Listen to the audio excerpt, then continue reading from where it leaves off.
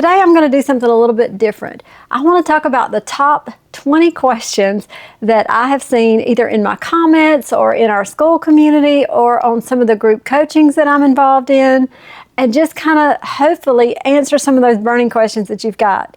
Now, I'm being a little more casual today. I'm still in the bonus room where I normally film, but I wanted to sit on the sofa and let this be a little more relaxed today. And I am going to edit this video because I'm not really good at just sitting down and shooting off the fly.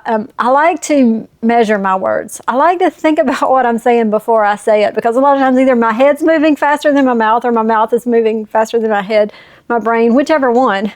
But I like to make sure that everything I'm saying is either kind and uplifting or motivational, educational, or brings joy to somebody. I always want to uplift people and be helpful if I can. So there will be some editing. I'm trying to get better at not using a teleprompter, so we'll see how this one goes. So the first question I get a lot is, should I ask all my friends to watch and subscribe to my channel? And the first thing that comes to my mind is an absolute no. You should never do this, and I'll tell you why. Your family and friends, while they do want to be supportive and they do love us, they don't understand YouTube. YouTube is hard, and a lot of them, they just don't get it. They don't understand why we want to do this YouTube thing. It feels like something that young people do.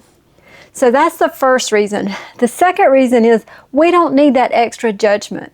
We don't need the people that are around us watching our videos and placing judgment on what we do or say. There's already enough judgment out there on the internet without our friends and family joining into the mix. And I know they're just trying to be helpful here, but really and honestly, they're not. And another reason is because they're sending a signal to YouTube when they go in and subscribe and they don't really watch your channel because they're not interested in what you have to say. It sends a signal to YouTube that maybe your videos are not that good because people are not hanging around long enough. So I just really wouldn't do this one. So question number 2, should I post a bunch of videos in the very beginning? Okay, so when I started this channel, I actually had 4 or 5 videos ready to go. And I had this same question, should I post them all at one time so that when people got through one video, they had something else to look at? Or should I just put them out one at a time? And what I ended up doing, and I've heard both camps on this one, I've heard what most people say. Some people are all for posting them right at one time, and then some people are for posting them one at a time. And the reason I did the one at a time was it gave me some breathing room to get more videos ready. Even though that first video, once they watched it, they had nothing else to watch, that's okay. I had a good, since I post twice a week and I had 4 or 5, I had a good 2 weeks to make more videos to go out past those. And I'm really glad I did it this way. So it's kind of a personal choice, but that's the way I did it. All right, so question number 3 is, should I start a new channel if I already have one, if I want to change my topics, or should I pivot? Okay, so here's the rule of thumb on that of sorts.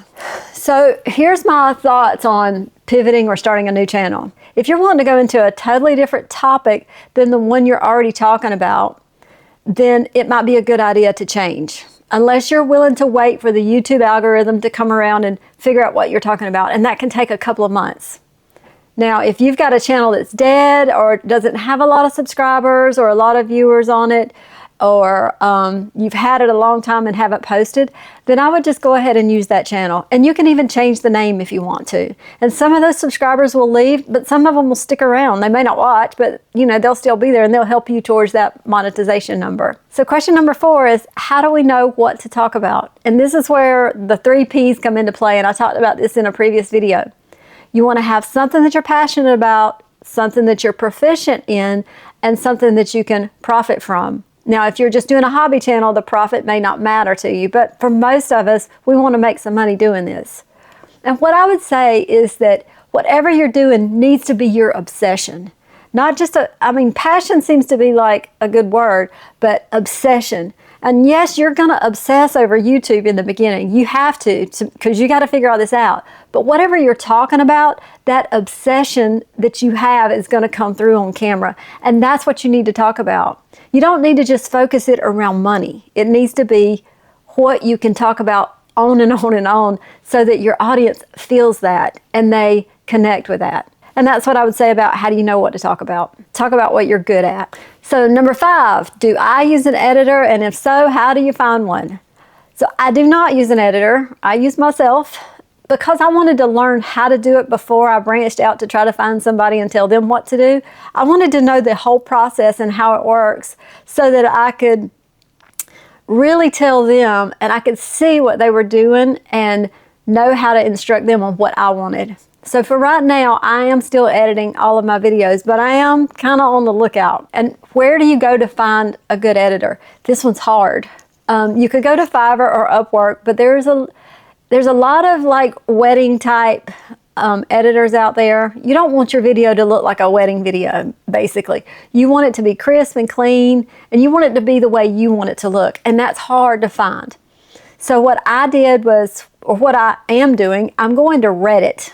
It's reddit.com, and I put in video editors to hire, or I'm hiring a video editor, and then I start reading what people are looking for, and I read their comments. And there's a lot of editors in there commenting back, and sometimes you can find what you're looking for in those comments. So one of the agencies I actually saw that kept popping up was Vimers.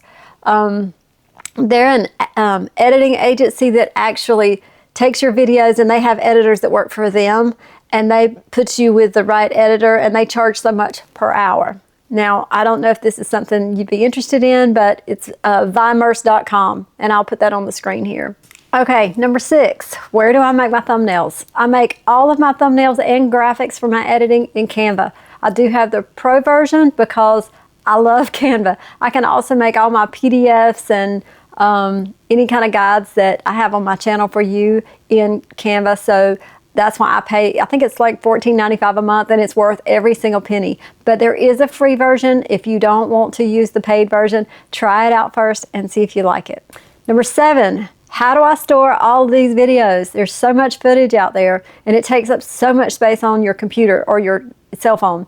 So I actually use, got one right here. I use this, it's a SanDisk SSD card, and this one is actually 4 terabytes, and I've been using this one since October when I started on this channel, and I think I've got like 2 terabytes left. So your videos eat up a lot of memory, and these are not cheap, but you really have to have somewhere to store your videos unless you're going to delete them each time, and that's not something I'm willing to do. And I got mine off Amazon. I actually have a couple of those. One is for a backup, and then one is for my regular video, and I just plug it into my computer, download my videos from my camera to this, and I work off of this all the time. It's not stored on my computer at all. Number 8, and this is a good one. When should I start offering stuff to my viewers? And stuff, I'm talking about like your digital products, your affiliate links, all the good stuff that could bring in some money. And I would say do this right away. You don't have to wait till you have 1,000 subscribers and 4,000 watch hours. You can do these things immediately. Now, I'm not saying anybody's going to click on it yet. You're going to have to gain a little following, and you're going to have to gain some trust and loyalty, but they're there. And that way, when the more videos you get and they start going back and watching your first videos, those links are there as well. So get started on this one right away. And speaking of that stuff, I'll go with question number 9. What service do I use to host all this stuff, like my digital products? So I use Kajabi. Now, Kajabi it's big and it's cumbersome, so I'm in the process of switching. I'm thinking about going to Stand Store, and I'll let you know how that process goes. But when you make a digital product and like a PDF, let's say you're going to make a PDF with some recipes on it, you're going to have somewhere to put that where people can click on a link and get it. Now, you could just do it in a Google Doc and share the Google Doc with them. You could share the link to that Google Doc. There is a way to do this. It's easy. But I chose to go with Kajabi because I wanted an email list, and I wanted to build that email list so eventually I could start a newsletter. And you can do this in Stand Store as well. And I make the PDF in Canva, I move it over to Kajabi, make the link, put it in my video. All right, so this also brings the next question. How do you start with affiliates? So I made a video that actually went pretty viral for me about how to make money with less than 1,000 subscribers. And the affiliate question was the one that I got the most comments and even a little bit of pushback on. What you do with this, I'm talking mostly Amazon here. I don't know anything about the other affiliate platforms because I haven't done those yet. But for Amazon, you need to go to AmazonAssociates.com. This is not the Amazon Influencer Program. On the Amazon Influencer Program, you actually have to have subscribers and a following. But Amazon Associates, you do not. Now, sometimes you may get denied in the beginning, but it's only because you filled out the form incorrectly. You can just do it again and resubmit it. It happens all the time. And once you're in there and you've got that ready to go, you just go to Amazon, find the equipment that you use, the clothes that you wear, whatever it is that you're showcasing in your videos that you use, find a link on Amazon and it will give you a way to get a short link, and then you put those links in your video. And then anytime somebody clicks on that link and purchases something from Amazon within 24 hours, you get a small commission on it. Now, the commissions are not huge, but it's better than nothing. If you want to make your first $100 on YouTube, this is where you start. All right, question number 11. Should you have an intro? To intro or to not intro? And I would say, first you need to know the difference between two different kind of intros. One, there's a trailer, and two, there's a bumper. And I don't mean the kind that goes behind the back of a pickup truck. A trailer is kind of like 10 to 30 second movie clips from your video that are all put together, kind of like as a foreshadowing of what's to come in the video. And I see these a lot in podcasts and, really exciting, entertaining videos. I don't see these much in Talking Head at all. I used to, but I don't anymore. And the second type is a bumper. And what a bumper is basically your animated intro. And I would say both of these used to be really popular, but they're not anymore because they're really hurting your retention. So this is kind of a personal choice on the intro. If you want to put the little animated intro in the beginning, go for it, but watch your retention graph. If you see that retention graph falling off at the moment your intro comes on, cut it out because it's really not helping you. You're going to brand yourself naturally. They're going to see your logo naturally. You don't have to have an intro here. You can just say, hey, I'm Dee Dee, like I forgot to do. Hey, I'm Dee Dee. So anyway, like I said, it's a personal decision whether you want to put an intro or not, but I would probably lean toward the side of not. Okay, number 12. If I'm brand new to YouTube, where in the world do I start? Well, you already have. You're here. So that's a good place to be. But if you need some extra help, I do have a school community that's free. You can join that. The link's in the description. And I also have a YouTube starter guide. It's like 22 pages. Walks you from niche all the way to posting your first video. It's also free. Check it out. It's also linked in the description. And good luck. Number 13. What editing software do you use? I use DaVinci Resolve, the free version. I started out with iMovie. It worked for 2 years, but I started coming up on some limitations of things I wanted to do and couldn't.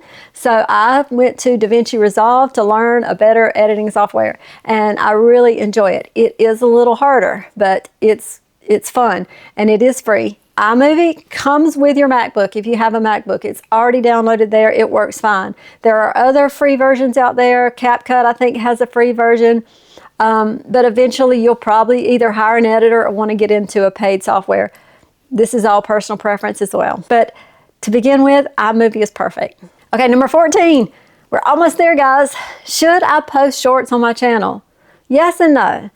I don't really do shorts just because I don't have the time, and I would rather do them myself instead of using a service where I can put the whole video in and it'll cut it into clips. I could do that, but I've just got more things that I can handle right now time-wise, so I just don't. It is a good idea. It kind of gets you out there a little bit in front of the crowd. I don't know that it really helps your channel. I don't know that they convert as much. So I would say this is your own preference as well. I don't think it's going to hurt you. Let's put it that way. Number 15, how long should your videos be? So in the beginning, it doesn't matter. You just need to get practice, and you need to get a video out there or several videos out there. So I have some on my channel that are 5 minutes. I have some that are 9 minutes. I have them kind of all over the place. But for most people, they want to have a video that's between 8 and 12 minutes at least. If you can do more, if you can do 20 minutes or 30 minutes and still have value in it, then do that, because the more time people are going to stay on the platform, the more they're going to watch your videos, the more YouTube is going to push it out. And another thing is, once you get monetized, if your video is over 8 minutes, then you can put ads in the middle of your video. They're called mid-roll video. They're called mid-roll ads. So that's why you'll see a lot of videos that are at least 8 minutes or longer. But in the beginning, you just need to practice. So just get them out there. Number 16, when is the best time to post? I don't think there is really a best time to post because your videos don't necessarily go to your people right away. It takes time. Nobody's just sitting in front of the TV or their cell phone waiting for your video to come out. So I would say test this out. I post every Tuesday and Friday at 9 a.m. Eastern Standard Time. And once you get a larger audience, like I do on my previous channel, they have a tendency to look for it at a certain time. And if I'm not there at a certain time, I'm getting a comment, in my community. Hey, where's your video today? I haven't seen it yet. So I always try to do that. But in the beginning, I don't think it matters as much. And it may not even matter then, because if I decided not to post at 4 o'clock on my other channel, I don't think nobody's just going to completely unsubscribe and never come back. But if they do, I can't help it. You do what you can do. All right, number 17, have I hired a coach? And yes, I have. I believe that I am starting a business here, and I have started 2 big businesses since I was 21 years old, and each one of them, I had to invest lots of money, not only in myself, but in the business, in the building, in the signs, and in the people. So why wouldn't I invest in myself here? YouTube is free. Other than the equipment I've bought, I haven't had to pay any money. So I'm going to take some money and invest in myself and learn how to do this thing the right way. So I hired, the first coach I had was Alexa Saranoia. I went into her group coaching program and it's been amazing. I also hired Erica Vieira. She is more towards fashion, beauty, and home industry, but she's amazing as well. I'm also going to a Think Mastermind in a couple of weeks in Las Vegas, and I'm so excited about that. I can't wait to bring y'all back some great, exciting things that they tell us to do. So I hope I get good stuff. So yeah, invest in yourself. I've also downloaded digital courses and guides that have helped me along the way. So don't hesitate. Find your person. I would say that. Find your person. If they're preaching make $10,000 a month and you have 50 subscribers on your channel, they're not your person yet. You need to find the person for where you're at right now. And right now, I'm in the process of finding more of a business coach to help me with the business side of things. So look for the coach for the moment that you're in. Number 18, do I need to start a website? No, you do not have to have a website. I have the website, I have ddparody.com already bought. It's waiting if I wanted to do a website. I probably won't do that anytime soon. All I need for the things that I'm doing right now are simple landing pages, and I can do all of that in Kajabi. So I'm sticking with that right now. So you don't need that expense, so don't do it. So number 19, what am I filming on? Today I'm filming on a Sony ZV-E10, but when I first started, I used this, my phone and a tripod. For 2 years, this is what I used, and it was fine. It worked great. The mic would be my first suggestion. If you have to buy something, you're going to need to buy a tripod. You're going to need to buy some kind of clip to go on the top. They have great magnetic ones. I have a magnetic one that is my favorite. And you're going to need a mic of some kind. And everything I used is linked down in the description. You can check it out there. All right, so the last one, number 20. Do you use bullet points or a script? Okay, this is also a personal preference. I use a script because I want to say exactly what I want to say. I want it to come out the right way because I have a tendency to jumble my words. If I'm thinking about sugar, a lot of times I'll say spoon. It's just a crazy weird thing that's going on in my brain right now. I guess it's my age. Being 55 has its challenges at times. This video that I'm actually filming here is bullet pointed right here on my laptop beside me, and I can just look down real quick and talk about it. Because all of these questions that I had here today, I know the answers really well. So I didn't have to script these out. These are just answers that I could shoot off the fly no matter where I'm at. So I would say it's up to you if you want a bullet point or script. Now, I will say with a script, if you're not careful, you'll have a tendency to sound like you're reading a book, like you're reading to an audience. So if you are using a teleprompter and you have a full script, you need to learn how to use that teleprompter. You need to learn how to use your hands, and you need to learn how to look away. Even though it's still scrolling, you got to be able to look around the room so it looks more natural and that you're not just staring at the camera, reading back and forth. So I would just say, do what works best for you, but learn how to do it either way. Okay, so that's a wrap. I hope you enjoyed this Q&A session. If you have any more questions, leave them in the comments. I'm in there all the time. I try to answer as many as I can. I try to keep up with it every single day. So just leave me a comment if you have a question, or if you're interested, join the school community where you'll get answers not only from me, but from other people in the community. It's growing. We're having a good time. And I hope to see you there. And thanks for watching. And I'll see you on the next one. Bye.